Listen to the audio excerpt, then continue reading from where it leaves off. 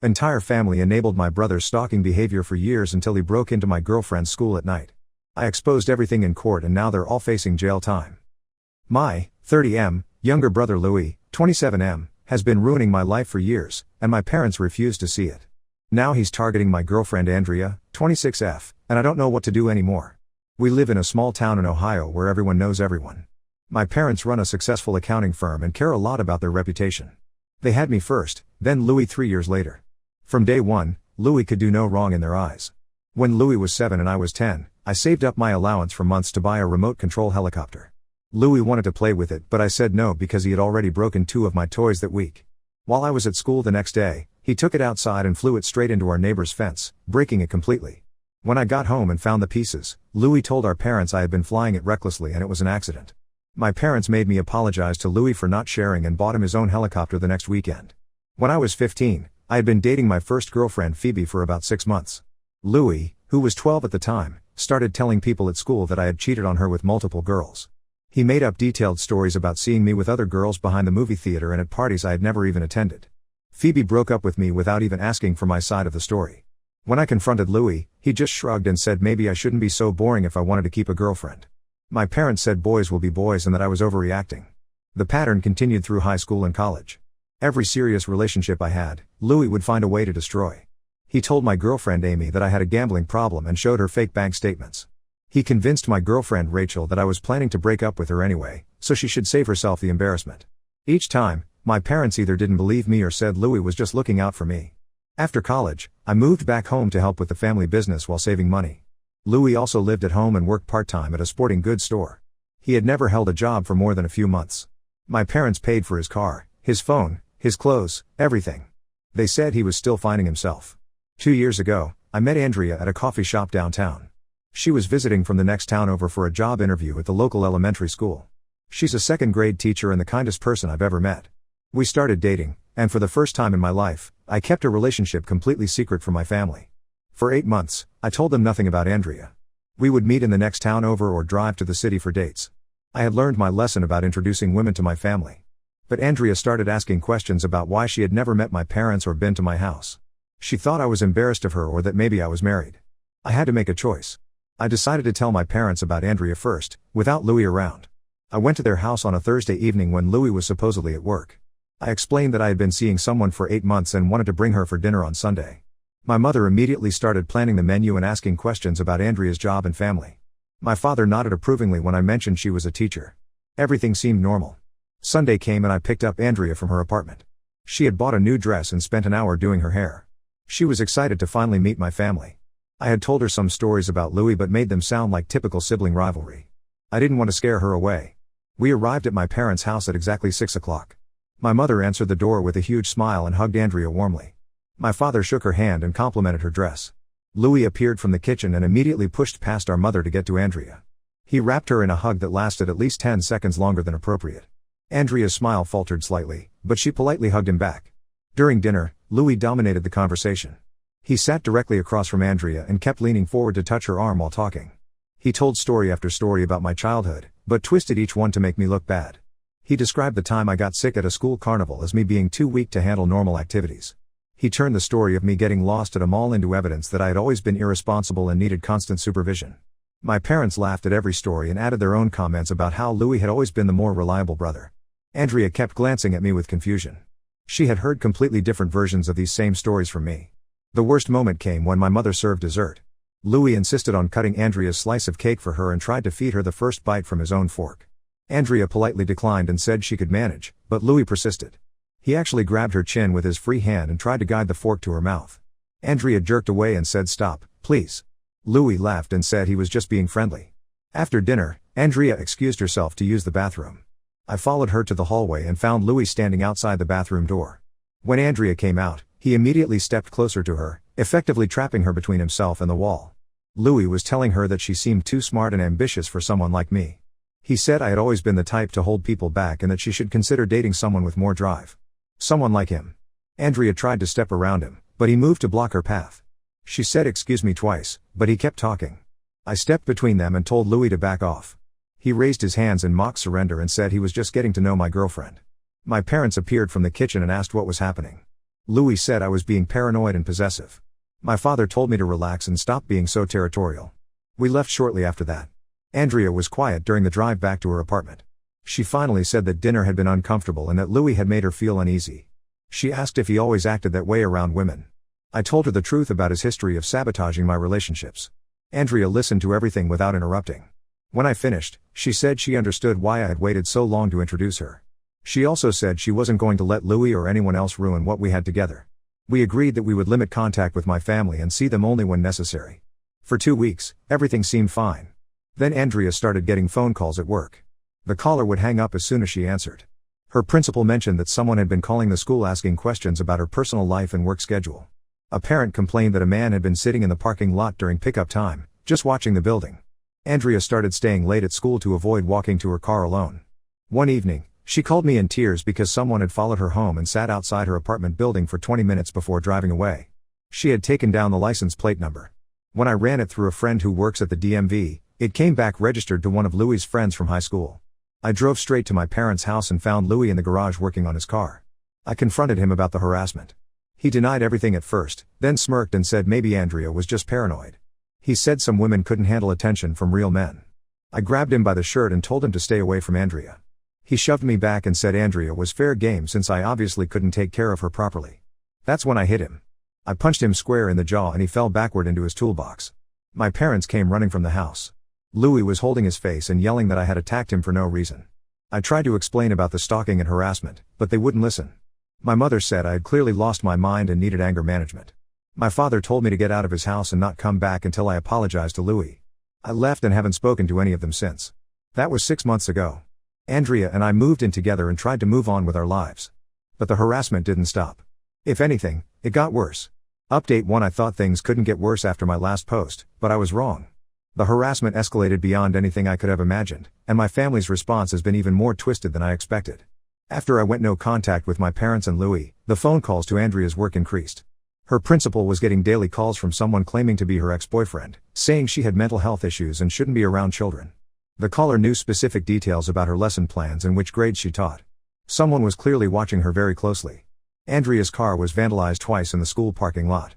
First, someone poured paint thinner on her windshield, cracking it completely. The second time, all 4 tires were slashed. The school installed additional security cameras, but whoever was doing this knew exactly where the blind spots were. The breaking point came 6 weeks ago. Andrea was working late, grading papers in her classroom around 8 p.m. The custodian had already left, and she thought she was alone in the building.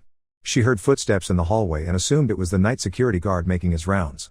When she looked up from her desk, Louis was standing in her classroom doorway. He had somehow gotten past the locked main entrance and walked through the entire school to find her room. Andrea immediately grabbed her phone and threatened to call the police. Louis stepped into the room and closed the door behind him. He said they needed to talk without my interference. He told Andrea that I had been lying about him and that he had never meant to make her uncomfortable. He said he understood why she might have gotten the wrong impression, but he was actually trying to protect her from my controlling behavior. Andrea stood up and told him to leave immediately.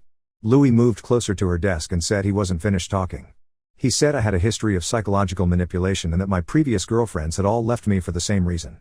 He claimed I was isolating Andrea from her friends and family and that soon she would have no one left but me. Andrea tried to walk around her desk toward the door, but Louis grabbed her wrist. He said she needed to listen because he was the only one brave enough to tell her the truth. Andrea yanked her arm away and ran for the door. Louis followed her into the hallway, calling after her that she would regret not listening to him. Andrea made it to the main office and triggered the silent alarm. The police arrived within minutes and found Louis still in the building, looking through windows of other classrooms. He told the officers he was there to pick up his nephew and had gotten lost looking for the main office. When they asked for his nephew's name and teacher, he couldn't provide either. The officers arrested Louis for trespassing and took Andrea's statement. She showed them photos of her vandalized car and played recordings of some of the threatening voicemails she had been receiving. The detective assigned to the case said they had enough evidence to charge Louis with stalking and harassment in addition to the trespassing. Here's where it gets really twisted. My parents hired a lawyer for Louis before he even had his arraignment. The lawyer contacted Andrea's principal and claimed that Andrea had been having an affair with Louis and that her accusations were revenge for him ending the relationship. The lawyer provided fake text messages that appeared to be from Andrea, begging Louis to leave his girlfriend and be with her. Andrea's principal called her into the office and asked about the allegations. Andrea showed him the police reports and explained the entire situation. The principal believed her, but said the school board was concerned about the negative publicity. They suggested Andrea take a leave of absence until the criminal case was resolved. Andrea refused to leave her job because of false accusations. She hired her own lawyer, who immediately identified the fake text messages as fabricated evidence. The metadata showed they had been created on a computer, not sent from an actual phone. Andrea's lawyer filed complaints with the state bar against Louis' attorney for presenting fraudulent evidence. The most disgusting part came last week. My mother called Andrea directly and tried to convince her to drop the charges. She said Louis was just a confused young man who had developed feelings for her and didn't know how to express them appropriately. She offered to pay for Andrea's car repairs and promised that Louis would stay away from her if she would just give him another chance. When Andrea refused, my mother's tone completely changed. She said Andrea was destroying their family over a misunderstanding and that no jury would believe her word against Louis. She said Louis had friends who would testify that Andrea had been flirting with him at family dinner and leading him on. She warned Andrea that small towns have long memories and that she might find it difficult to continue working here if she pursued the charges. Andrea recorded the entire conversation and gave it to the prosecutor. Witness intimidation is a felony in our state, so now my mother is also facing criminal charges. Louis' trial is scheduled for next month. His lawyer is trying to get a plea deal, but the prosecutor says the evidence is too strong and the behavior too serious for anything less than jail time. The school board voted unanimously to support Andrea and provide her with additional security measures. Andrea and I have been looking at jobs in other states. We both realize that staying here means dealing with my family's harassment for years to come. Louis might go to jail, but my parents have made it clear they will never stop blaming Andrea for their son's actions. I keep thinking about all the warning signs I ignored over the years. Every relationship Louis destroyed, every lie my parents believed, every time they chose his version of events over obvious evidence. I thought they were just enabling bad behavior, but now I see they were actively participating in it. Update 2: Louis' trial ended last week, and the aftermath has been more dramatic than I expected. The verdict was guilty on all charges, but what happened during the trial revealed just how deep my family's dysfunction really goes. The prosecution presented a mountain of evidence against Louis. Security footage from the school showing him entering through a side door he had propped open earlier in the day. Phone records proving he had made over 60 calls to Andrea's workplace. Text messages between Louis and his friends coordinating the harassment campaign. The fake evidence his lawyer had submitted was also presented as an example of ongoing witness intimidation. Andrea testified for 3 hours about the stalking and harassment. She remained calm and factual throughout her testimony, even when Louis' lawyer tried to imply she had somehow encouraged his behavior. The judge stopped the cross-examination twice when the questions became inappropriate. Louis took the stand in his own defense, which his lawyer had advised against. He immediately started ranting about how I had stolen Andrea from him and how she had been sending him mixed signals. He claimed Andrea had smiled at him during the family dinner, which he interpreted as romantic interest. He said following her and calling her workplace were just his way of trying to get to know her better. The prosecutor asked Louis to explain how breaking into an elementary school at night was part of getting to know someone. Louis said he thought Andrea would be impressed by his persistence and would finally agree to talk to him without my interference. When asked why he had vandalized her car, Louis said he was trying to give her a reason to call him for help. The most damaging moment came when the prosecutor played the recording of my mother threatening Andrea. Louis interrupted the playback and yelled that his mother was right and that Andrea was destroying their family. He said Andrea should have been grateful for his attention because most women would be lucky to have someone fight for them the way he had fought for her. The jury deliberated for less than 2 hours. Louis was found guilty of stalking, harassment, criminal trespass, and vandalism. The judge sentenced him to 18 months in jail followed by 2 years of probation. He was also ordered to have no contact with Andrea or me for 5 years.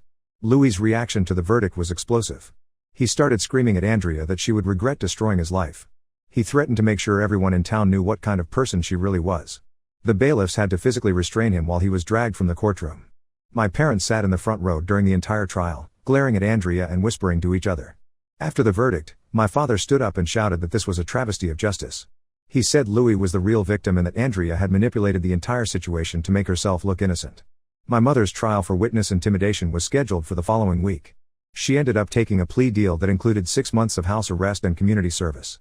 Her lawyer negotiated to keep her out of jail because she had no prior criminal record, but she now has a permanent criminal conviction on her record. The local newspaper covered both trials extensively. My parents' accounting firm has lost several major clients who don't want to be associated with a family involved in stalking and witness intimidation. My father had to sell his partnership in the firm and take a job with a larger company in the next county. The most shocking revelation came after Louis' sentencing. His cellmate from his brief pretrial detention reached out to the prosecutor with additional information. Louis had apparently bragged about sabotaging my previous relationships and had detailed plans for escalating his harassment of Andrea if he was released. Louis had told his cellmate that he planned to follow Andrea to whatever new job she found and repeat the same pattern of harassment. He said he knew he could eventually wear her down and convince her that I was the problem. He also said he had friends willing to help him continue the campaign even if he went to jail. This information was used to justify the maximum sentence and the extended no-contact order. The prosecutor said Louis' own words proved he had no intention of stopping his behavior and represented a continued threat to both Andrea and me. Andrea and I received job offers in Colorado the day after Louis' sentencing. We accepted immediately and gave notice at our current jobs. Andrea's principal and the school board wrote letters of recommendation praising her professionalism throughout the entire ordeal. Several teachers and parents also wrote letters supporting her character and dedication. We've started packing and will be gone before Louis is released from jail. Andrea says she's not running away from the problem, but rather running toward a new life where Louis' actions can't define her anymore. I agree with her completely. My extended family has been split by the trials. Some relatives believe Louis got what he deserved and have apologized for my parents' behavior. Others think Andrea overreacted and that we should have handled things privately within the family. I've decided not to maintain relationships with anyone who thinks stalking and harassment are acceptable family behaviors. Update 3: We've been living in Colorado for 4 months now, and life has been completely different from what we left behind in Ohio. Andrea found a position at an excellent elementary school, and I'm working for a marketing firm in Denver. For the first time in years, we wake up without worrying about harassment or family drama. Louis was released from jail 2 weeks ago after serving his full sentence. His probation officer contacted us to confirm our address and remind us about the no-contact order. Within 3 days of his release, he violated that order. Louis somehow obtained our new phone number and called Andrea's school, claiming to be her brother and saying there was a family emergency. The school secretary was suspicious because Andrea had specifically warned them about potential harassment from Ohio. They called Andrea to verify, and she immediately contacted the local police and Louis' probation officer. Because Louis crossed state lines to violate the no-contact order, federal charges were filed. He was arrested again within a week and is now facing additional jail time. His probation was revoked, and he's looking at another 18 months in prison. My parents apparently drove to Colorado to try to find us after Louis' arrest. They went to Andrea's school and demanded to speak with her, claiming they wanted to apologize and work things out. The school principal called the police, who escorted my parents off the property and warned them about trespassing. That evening, my parents showed up at our apartment building. They somehow got past the security door and were knocking on our door when we came home from work. My father immediately started yelling about how we had destroyed their family and ruined Louis' life. My mother was crying and begging Andrea to drop the new charges against Louis. I told them to leave immediately or I would call the police. My father said they had driven 12 hours to talk to us and deserved to be heard. Andrea calmly pulled out her phone and started dialing. My mother grabbed Andrea's arm and said she just needed 5 minutes to explain everything. That was their second mistake. Putting hands on Andrea after everything that had happened was unforgivable. I stepped between them and told my parents they had exactly 30 seconds to get out of our building before the police arrived. My father started threatening to sue us for destroying his business and his family's reputation. He said he would make sure everyone in our new community knew what kind of people we really were. My mother said they had spent their life savings on lawyers and legal fees because of us. The police arrived and arrested both of my parents for harassment and trespassing. Because they had traveled across state lines to harass us, federal prosecutors are considering additional charges. The local district attorney said my parents' behavior showed a pattern of escalation that warranted serious consequences. Andrea and I testified via video link for Louis' federal sentencing hearing last month. The judge sentenced him to 2 years in federal prison followed by 3 years of supervised probation. He will not be eligible for early release, and any future violations will result in even longer sentences. My parents were released on bail but are prohibited from leaving Ohio while their case is pending. Their lawyer is trying to negotiate a plea deal, but the prosecutor wants jail time because of their history of witness intimidation and their escalation to physical contact with Andrea. The most satisfying part of this whole ordeal has been watching my parents face consequences for their actions. For 30 years, they enabled Louis' behavior and made excuses for his increasingly serious misconduct. They never believed his victims and always found ways to blame everyone else for his actions. Now they're facing criminal charges, financial ruin, and the loss of their community standing. Their business is gone, their reputation is destroyed, and their golden child is in federal prison. The reality they created through decades of denial and enabling has finally collapsed on them. Andrea and I got married last month in a small ceremony with just a few close friends. We didn't invite any family members and didn't announce it publicly. We wanted our wedding to be about our future together, not about the toxic relationships we left behind. Several people have asked if I ever feel guilty about what happened to my parents and Louis. The answer is no. Every choice they made, every lie they told, every victim they blamed led directly to this outcome. They had countless opportunities to address Louis' behavior and chose not to. They created this situation through years of willful blindness and enabling. Andrea is pregnant with our first child, due in the spring. We've decided to raise our children with no contact with my parents or Louis. Our kids will grow up knowing they're safe and protected, something I never experienced in my own childhood. We've built a life based on honesty, accountability, and mutual respect. We don't tolerate harassment, manipulation, or abuse from anyone, including family members. Breaking the cycle of dysfunction was the best decision we ever made. People sometimes ask if I miss my family or regret cutting them off completely. I don't miss the constant drama, the gaslighting, or the fear of what Louis might do next. I don't regret protecting Andrea and our future children from people who refuse to acknowledge their own destructive behavior. My real family is Andrea and our unborn child.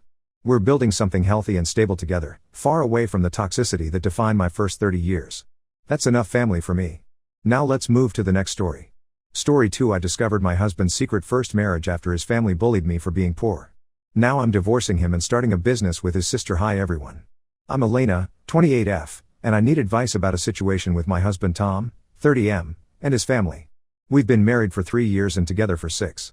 When we first met, everything seemed perfect. Tom was kind, attentive, and supportive. His family appeared nice too, especially his sister Becca, 32F. I grew up in a small town with working class parents. My dad was a factory worker, and my mom cleaned houses. They worked hard but always struggled to make ends meet. From a young age, I understood the value of money and hard work. I started babysitting at 12 and got my first official part-time job at 16, working at the local diner after school and on weekends. Despite the financial challenges, my parents always encouraged me to pursue my education. They couldn't afford to send me to a fancy college, but they supported my decision to attend community college while working full-time. It wasn't easy juggling work and studies, but I was determined to build a better life for myself. After graduating from community college, I got a job as a marketing assistant at a small local company. I worked my way up, taking on extra projects and learning everything I could about the industry. Now, 6 years later, I'm the marketing manager at a mid-sized firm in the city. I'm proud of what I've accomplished and the career I've built from scratch. Tom's background couldn't be more different from mine. He comes from a wealthy family that owns a successful chain of high-end restaurants. His parents, Karen, 58F, and Robert, 60M, started with one small restaurant and built it into an empire over the past 30 years. Tom grew up in a mansion, went to private schools, and never had to worry about money. When we met at a mutual friend's party, I was initially intimidated by Tom's background. But he was down to earth and genuinely interested in getting to know me. He said he admired my work ethic and how I'd built my career from nothing. We bonded over our shared love of cooking, though his experiences were from fancy culinary classes, while mine were from helping my mom in our tiny kitchen. For the first few years of our relationship, everything was great. Tom's family seemed to accept me, even if they sometimes made comments about my quaint upbringing. I brushed these off, thinking they were just trying to relate to me in their own way. After we got married, things started to change. The comments from Tom's family, especially his mother Karen, became more frequent and pointed. They'd say things like, "It must be nice to marry into money," or "I'm sure Elena appreciates not having to clip coupons anymore." At first, I tried to laugh it off, but it started to wear on me. Karen began criticizing my clothes, saying they looked cheap or unprofessional. She'd make a big show of giving me expensive designer items for birthdays and Christmas, then get offended when I didn't wear them to family events. I tried explaining that fancy clothes weren't practical for my job, but she'd just roll her eyes and mutter something about career girls. Tom never stood up for me during these interactions. He'd say his mom was just trying to be nice and that I should be grateful for the gifts. He started pressuring me to quit my job, saying I didn't need to work anymore. But I love my career and I'm not comfortable relying on someone else for money. Plus, I worked hard to get where I am, I'm not ready to give that up. The situation got worse when Tom's sister Becca got engaged to a man from a similar wealthy background. Karen constantly compared me to Becca's fiancé, making comments about how he fit in so well with the family. She'd pointedly ask me when I was going to start dressing more appropriately for family gatherings, like Becca's fiancé did. I tried talking to Tom about how his family's behavior was affecting me, but he always dismissed my concerns. He'd say I was being too sensitive or that I needed to try harder to fit in. It felt like he was more concerned about keeping his family happy than supporting his wife. The situation came to a head last month. Tom's family was hosting a big charity gala for their restaurant chain's 30th anniversary. Karen insisted on buying me a dress for the event. It was a designer gown that cost more than I make in a month. I felt uncomfortable, but Tom said I had to wear it to make his mom happy and to look the part of a successful restaurateur's wife. At the gala, I felt out of place. Everyone was talking about their recent vacations to exotic locations or the latest luxury cars they'd bought. I tried to join in conversations, but people would quickly lose interest when they realized I couldn't contribute to discussions about yacht clubs or private jets. I went to the restroom to take a breather and overheard Karen talking to her friends near the sinks. She was laughing about how she had to dress up the help to make me presentable. She said Tom could have done so much better than some girl from the trailer park and that she was embarrassed to introduce me as her daughter-in-law. She even said she was trying to convince Tom to have me sign a postnuptial agreement to protect the family's assets. I was devastated. I'd spent years trying to fit in with Tom's family, thinking that if I just tried hard enough, they'd accept me. But hearing Karen's words made me realize that would never happen. They'd always see me as beneath them, no matter what I did. I left the bathroom and found Tom. I told him what I'd heard and said I wanted to leave. Instead of supporting me, he accused me of eavesdropping and said I must have misunderstood his mother. He insisted we stay at the gala to keep up appearances. I couldn't take it anymore. I told Tom I was leaving, with or without him. He just looked embarrassed and told me not to make a scene. I took off the expensive jewelry Karen had lent me for the event, handed it to Tom, and left. I went to stay with my best friend Jenny, 29F, who I've known since high school. She's been my rock through all of this, reminding me of who I am and where I come from. Tom didn't even try to stop me from leaving. He just looked annoyed that I was causing a disruption at his family's event. It's been a week, and I'm still at Jenny's place.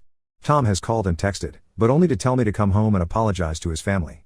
He says I'm being selfish and immature, and that I need to learn to appreciate the life he's given me. He doesn't seem to understand or care about how hurt I am. I don't know what to do. I love Tom, or at least I thought I did. But I can't keep living like this. His family treats me like I'm beneath them, and he does nothing to stop it. In fact, he seems to agree with them most of the time. I feel like I'm losing myself trying to fit into their world. Part of me wonders if I should have seen this coming. There were small signs early in our relationship, comments about my car being a starter vehicle or surprise that I'd never been to Europe. But I was so in love that I ignored them. Now I'm wondering if that was a mistake. I'm also worried about what divorce would mean. I signed a prenuptial agreement before we got married. At the time, I didn't think much of it because I never planned on divorcing Tom. Now I'm scared about what it might mean for my financial future if I leave. Am I overreacting to all of this? Should I just accept that this is how things are going to be if I want to stay married to Tom? Or is it time to consider ending my marriage and going back to the life I had before, even if it means struggling financially again? I could really use some outside perspective on this.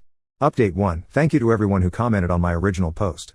Your support and advice really helped me think things through. A lot has happened in the past 2 weeks, and I wanted to give you all an update. After staying at Jenny's for a few days, I decided to go back home and talk to Tom. I thought maybe if we had a real, honest conversation away from his family, we could work things out. I was wrong. When I got home, Tom acted like nothing had happened. He didn't apologize or even acknowledge the incident at the gala. Instead, he told me his parents were coming over for dinner that night and I needed to apologize to them for my rude behavior at the event. I couldn't believe what I was hearing. I told Tom I wasn't going to apologize for standing up for myself. That's when things got ugly. Tom started yelling, saying I was ungrateful and didn't appreciate everything his family had done for me. He brought up how they'd paid for our wedding, which I hadn't wanted to be so lavish in the first place, and how they'd helped us with the down payment on our house, which again, I had wanted to be smaller and more modest.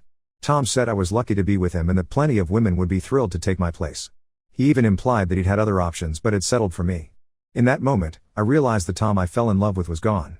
Maybe he never really existed. I told Tom I was leaving and that I wanted a divorce. He laughed and said I'd never survive without him and his family's money.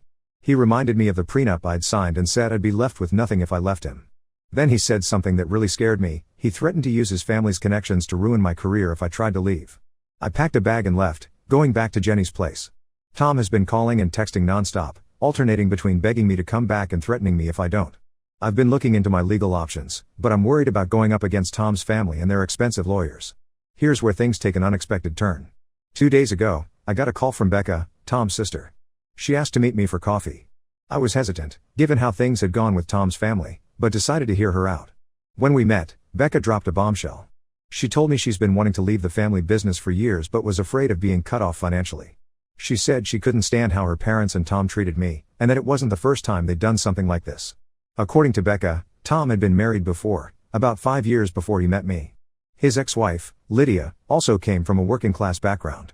Becca said the family treated Lydia the same way they treated me, constantly putting her down and trying to change her. Tom never stood up for her either. The marriage only lasted a year before Lydia left. Becca said the family paid Lydia a lot of money to keep quiet about how they treated her. They were worried about their reputation, especially since they were in the process of expanding their restaurant chain at the time. Becca showed me documents proving all of this, including the settlement agreement with Tom's ex-wife. I was shocked. Tom had never mentioned being married before. When I asked why she was telling me all this now, Becca said she couldn't stand by and watch it happen again. She also admitted she was planning to leave the family business and wanted my help. Becca wants to start her own company, something completely different from the family business. She has an idea for a meal kit delivery service that would focus on teaching people how to cook restaurant-quality meals at home. She has the culinary skills and business ideas, but she's worried about the backlash from her family. She asked if I would consider going into business with her, saying my marketing experience would be invaluable. I don't know what to think. On one hand, I'm angry that Becca didn't speak up sooner. On the other hand, I understand how hard it can be to stand up to family, especially when there's so much money involved. And I have to admit, the idea of starting a new business is exciting. It would be a chance to use my skills and experience in a new way, and to build something of my own. I haven't given Becca an answer yet. I'm still processing everything she told me about Tom and his previous marriage. I can't believe he kept something so big from me. It makes me wonder what else he might have been hiding. I've decided to move forward with the divorce. I've contacted a lawyer and started the process. The lawyer thinks we might be able to challenge the prenup based on Tom's failure to disclose his previous marriage. Tom doesn't know about the information Becca gave me yet. Part of me wants to confront him, but my lawyer advised against it for now. I'm scared about what the future holds, but I also feel a sense of relief. I know I'm making the right decision by leaving Tom. I just don't know if I should trust Becca and consider her business proposal. What if it's some kind of trap set up by the family? On top of all this, my parents found out about what's been going on. They're furious with Tom and his family, and they want me to come back home. Part of me wants to take them up on the offer. It would be a chance to regroup and figure out my next steps. But another part of me feels like that would be moving backward. I've worked so hard to build my life and career in the city. I'm also worried about the potential fallout at work. I don't know if Tom will make good on his threats to try and ruin my career. Should I start looking for a new job just in case? Or would that make me look guilty of something? There's so much to consider, and I feel overwhelmed. What do you think, Reddit? Should I take a chance on starting a business with Becca? Or is this all too complicated and I should just make a clean break from the whole family? Should I consider moving back to my hometown, or stick it out in the city? Any advice would be appreciated. Update 2. Hello again, everyone. It's been about a month since my last update, and a lot has changed. I want to thank you all again for your support and advice. It's really helped me navigate this difficult time. First, the divorce is moving forward. Tom didn't take it well when I served him with papers. He alternated between begging me to come back and threatening to ruin me financially. I'm glad I had Becca's information about his previous marriage, as it gave my lawyer some leverage. We're in the process of challenging the prenup, and my lawyer seems optimistic. Speaking of Becca, I decided to hear her out about the business proposal. We met several times to discuss her ideas, and I have to say, I was impressed. Her meal kit delivery service concept is solid, focusing on teaching people how to cook restaurant-quality meals at home. It's completely different from her family's business, and it's something I can see myself getting excited about. After a lot of consideration, I agreed to partner with Becca. We've been working on a business plan and looking for investors. It's exciting, but also scary. I know there's a risk in going into business with my soon-to-be ex-sister-in-law, but I think it's worth taking. Becca has been incredibly supportive throughout this whole process, and I feel like I can trust her. Now, here's where things get complicated. Last week, Karen, Tom's mother, found out about my partnership with Becca. She showed up at my apartment, furious. She accused me of trying to steal her daughter away from the family. Then she made a shocking offer. Karen said she'd give me $1 million if I walked away from the divorce and the business with Becca. She said she'd make sure Tom treated me better and that the family would accept me. All I had to do was convince Becca to come back to the family business and forget about our startup. I was stunned. I told Karen the first needed time to think about it. She gave me a week to decide. The money is tempting, I won't lie. It would solve a lot of my financial worries and make the divorce process easier. But I know it would mean giving up my self-respect and betraying Becca. I also can't help but wonder if this is some kind of test or trap. What if I agree and then they use it against me somehow? I wouldn't put it past them at this point. They've already shown how manipulative they can be. I haven't told Becca about Karen's offer yet. I'm afraid it might damage the trust we've been building. But I also feel guilty keeping it from her, especially since it involves her too. On top of all this, I've been dealing with some fallout at work. I don't know if Tom followed through on his threats, but I've noticed some of my coworkers treating me differently. My boss called me in for a meeting last week and asked if everything was okay at home.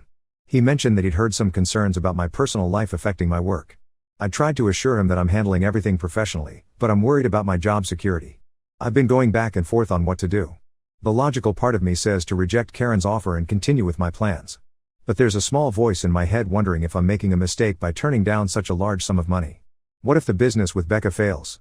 What if I can't find another job? I know I need to make a decision soon. Karen's deadline is in 2 days. I'm leaning towards rejecting the offer, but I'm scared of the potential fallout. What if they try to sabotage my partnership with Becca? What if they make the divorce even more difficult? I've also been thinking about my parents' offer to move back home.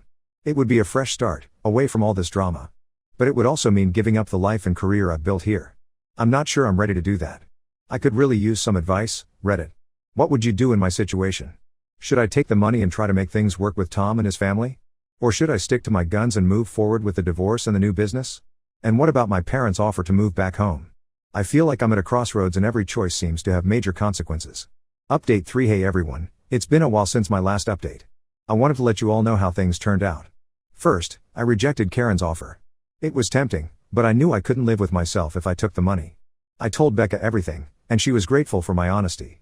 It actually strengthened our partnership and made us more determined to succeed. The divorce was finalized 3 months ago. It wasn't easy, and Tom's family tried every trick in the book to make things difficult. But thanks to the information Becca provided about Tom's previous marriage, my lawyer was able to negotiate a fair settlement. The prenup was invalidated due to Tom's failure to disclose his previous marriage, which meant I was entitled to a more equitable division of assets. As for the business with Becca, we're off to a good start. We launched our meal kit delivery service 2 months ago, and the response has been positive. We're not making millions yet, but we're growing steadily. Becca's culinary expertise combined with my marketing skills has proven to be a good match. We've even gotten some local press coverage, which has helped boost our profile. Tom's family wasn't happy about Becca leaving the family business. They've tried to pressure her into coming back, but she stood firm. I'm proud of her for standing up for herself. We've had to deal with some attempts at sabotage, negative online reviews we suspect were posted by family members, attempts to undermine our relationships with suppliers, but we're handling it. My career took a bit of a hit during all of this. I ended up leaving my job at the marketing firm. I'm not sure if it was because of Tom's threats or just the stress of everything affecting my work, but it became clear that it was time to move on. It was scary at first, but now I'm glad I did. Working on our startup full-time has been challenging but rewarding. Tom has tried to contact me a few times, usually when he's been drinking. He alternates between apologizing and blaming me for ruining his life. I've blocked his number and all his social media accounts. I'm done with that chapter of my life. I decided not to move back to my hometown. As tempting as it was to have my parents' support, I realized I didn't want to give up the life I've built here. My parents understood and have been supportive from afar. They even made a small investment in our business, which meant a lot to me. I won't pretend it's been easy. There are days when I miss the financial security of my old life, and I sometimes wonder if I made the right choice. Starting a business is stressful, and there have been times when I've wondered if we're going to make it. But then I remember how miserable I was with Tom and his family, how they made me feel, and I know I did the right thing. I'm focusing on building my new life now. The business keeps me busy, and I've started dating again, casually. I'm taking things slow and making sure to prioritize my own happiness and self-respect. I've also reconnected with some old friends I'd lost touch with during my marriage, which has been great. Looking back, I can see how much I've grown through this experience. I've learned to stand up for myself, to trust my instincts, and to not let anyone make me feel less than I am. It's been a hard road, but I'm excited about what the future holds. I've also learned the importance of being true to yourself. I spent so much time trying to fit into Tom's world that I almost lost sight of who I was. Now, I'm embracing my background and the values my parents instilled in me. I'm not ashamed of where I come from anymore, it's part of what makes me who I am. Thank you all again for your support and advice throughout this journey. It really made a difference knowing I had people rooting for me, even if they were strangers on the internet. I hope my story can help others who might be in similar situations.